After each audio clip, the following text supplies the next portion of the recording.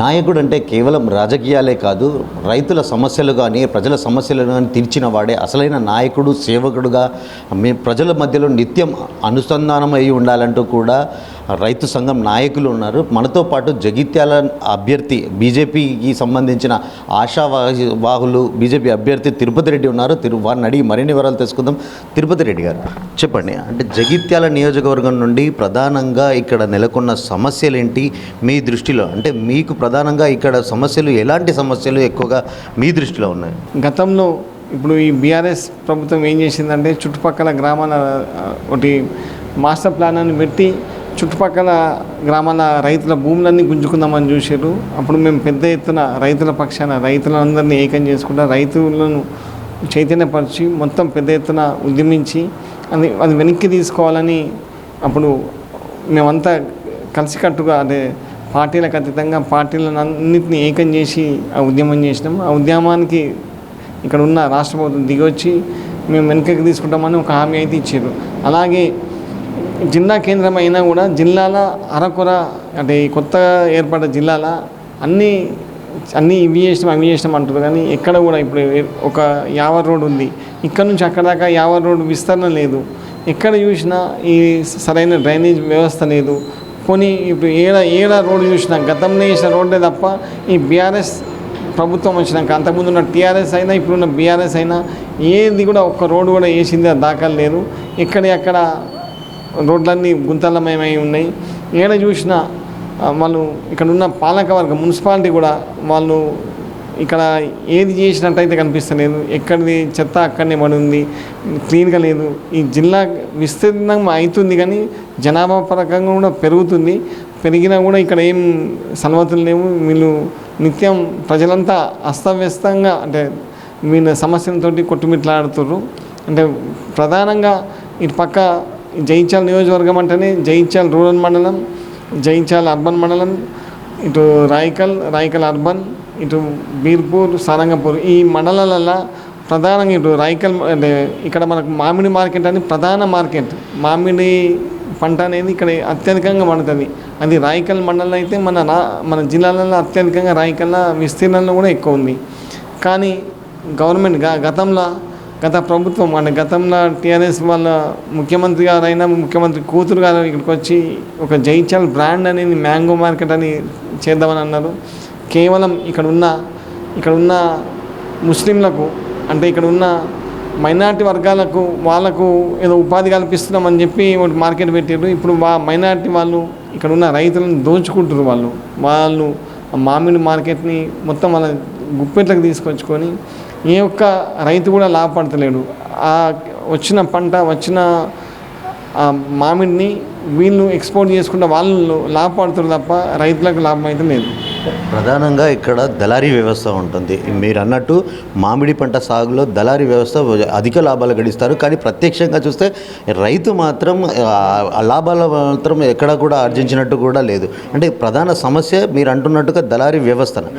ఒకవేళ మీరు అధికారంలోకి వస్తే ఈ దళారీ వ్యవస్థ పట్ల ఎలాంటి చర్యలు తీసుకోబోతున్నారు? తప్పకుండా ఇప్పుడు దళారీ వ్యవస్థ లేకుండా ఒక బ్రాండ్ తీసుకొచ్చి మన రైతులమే ఎఫ్ఈఓగా అంటే కేంద్ర ప్రభుత్వం ఫార్మర్స్ ప్రొడ్యూసర్ కంపెనీ లిమిటెడ్ పేరు మీద ఎక్కడికైనా మన ఉత్పత్తి మనం చేసే మన ఏ ఉత్పత్తి ఇక్కడ మామిడి అయినా సరే, అరటి అయినా సరే, రేపు రైస్ అయినా ఏదైనా డైరెక్ట్ మనం విదేశాలకు ఎక్స్పోర్ట్ చేసేటట్టు ఈ కేంద్ర ప్రభుత్వం తీసుకొచ్చింది ఎఫ్ఈఓలు.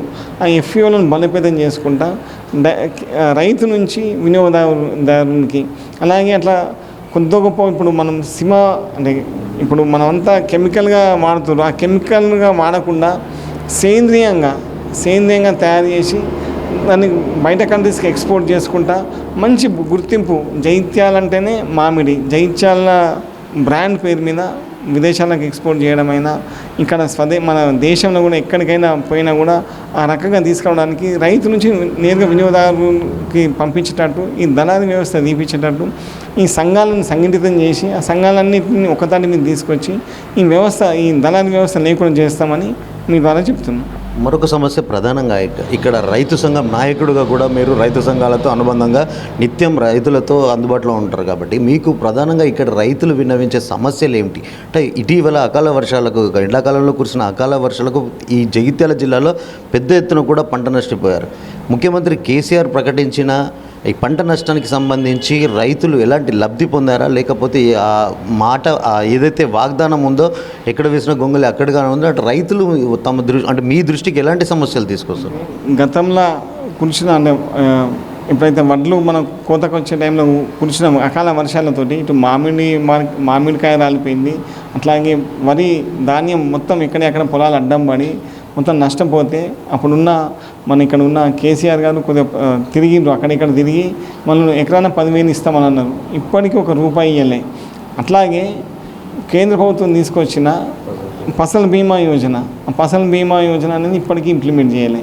ఒకవేళ పక్క రాష్ట్రాలలో ఇంప్లిమెంట్ చేస్తారు, అక్కడ పక్క రాష్ట్ర రైతులు లాభపడుతున్నారు, కానీ మన రైతులకు అసలు ఒక్కరికి కూడా ఫసల్ బీమా ఇప్పటికీ, ఎందుకంటే అక్కడ ఉన్న కేంద్ర ప్రభుత్వం పేరు వస్తుందనే ఒకే ఒక కారణంతో ఈ ఫసల్ బీమా అనేది ఇంప్లిమెంట్ చేస్తలేదు.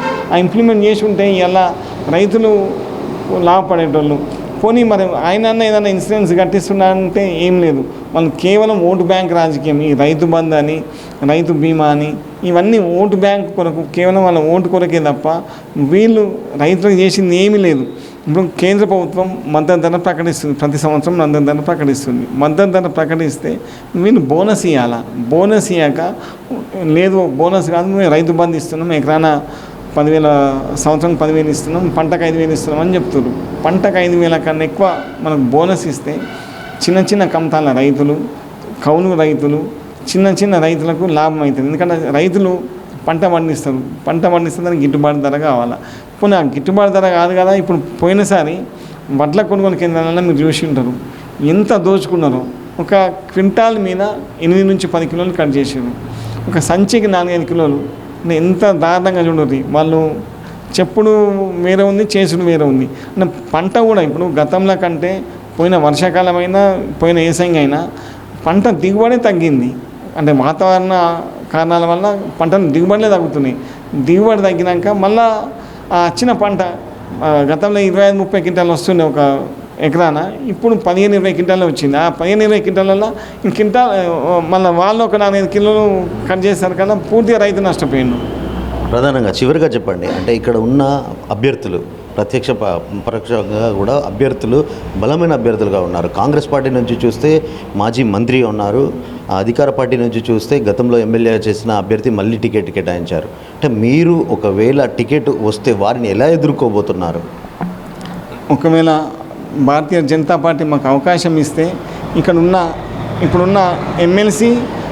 ఎమ్మెల్యే గారు జీవన్ రెడ్డి గారు గతంలోనే చెప్పారు ఇదే నాకు లాస్ట్ ఇంకా అని, గత 10 ఏళ్ల కింద చెప్పిండు. మొన్న కూడా 40,000 ఓట్లు వచ్చినాయి. ఈసారి ఇంకా అంతకన్నా తగ్గుతాయే తప్ప ఆయనకి ఏం రావు. ఆయన కేవలం ప్రచారమే తప్ప, ప్రచార ఆర్భాటమే తప్ప ఆయన చేసింది ఏం లేదు. పెళ్ళిళ్ళకి అడుకోవడు, సవలకు అడుకోవడు, ఇక్కడికక్కడ పోవడు, ఓటు బ్యాంకుగా చూసుడు తప్ప ప్రజల అవసరాలు ఏంది, ప్రజల గొంతుకై ప్రశ్నించుడు ఎక్కడిది.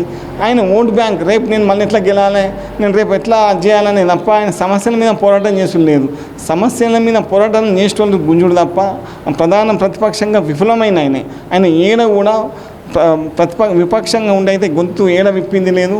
జస్ట్ వాడిని ఎక్కడ పోతే అక్కడ పరామర్శను, ఎక్కడ పోతే అక్కడ పెళ్ళిళ్ళకి పెనలకు తప్ప ఆయన చేసింది ఏంటంటే. ఇంకొకటి ఎమ్మెల్యే గారు ఉన్నారు ఇక్కడ దొరవారు, ఆ దొరవారు ఈ 5 ఏళ్ల నుంచి ఇక్కడ చేసింది శూన్యం, కేవలం మాటలకే తప్ప ఆయన చేతన ఏడ కూడా లేదు. ఎక్కడన్నా చూడండి, పక్క నియోజకవర్గం ధనంపూర్ కాన్సెన్స్ ఉంది, ఇంకా వేరే కాన్సెన్స్ ఉంది, అక్కడ ఎంత డెవలప్ అవుతుంది. ఈయన ఇక్కడ ఎమ్మెల్యే ఉన్నాడు, ఇక్కడ ఆయన రాష్ట్ర ప్రభుత్వం కూడా వాళ్ళు ఉన్నారు. మరి ఇక్కడ నిధులు అరకొర నిధులు ఉన్నాయి. గతంలో 4,650 డబుల్ బెడ్రూమ్లు అక్కడ కట్టించారు. పోయినసారి ఈయన గెలవక ముందు ఇస్తామని చెప్పారు, ఇప్పటికి కూడా స్టార్ట్ చేసి ఇవ్వలేదు.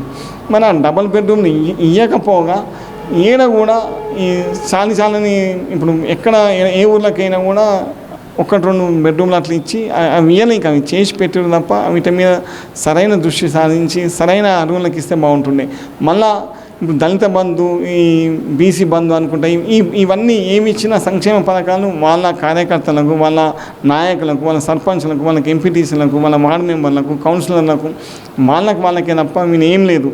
మళ్ళొక ఈ దొరగారు చేసింది ఏంటంటే ఇక్కడ ఉన్న ఎంపీపీ ఇప్పుడున్న మున్సిపల్ అక్కడ ఉన్న మున్సిపల్ బీసీ ఏరియాస్తే ఇప్పుడు అక్కడ ఉన్న ఆయనే ఓసీ ఉన్నాడు. ఇక్కడ ఉన్న మన మండల పంచాయతీలో కూడా ఓసీలే ఉన్నారు. బీసీ వేస్తే ఆయన చనిపోతే మళ్ళీ ఓసీ ఉన్నాడు. ఇక్కడ అర్బన్లో కూడా లేడీ అంటే అర్బన్ మండల ప్రెసిడెంట్ ఆయన కూడా చనిపోతే అందులో కూడా ఓసీలే ఉన్నారు. అంటే వీళ్ళు ఏంటంటే కేవలం ఆ దొరగారికి అడుగులు వచ్చేటోళ్ళకే ఇస్తారు తప్ప వేరే వాళ్ళకి అసలు అవకాశం ఇయ్యరు.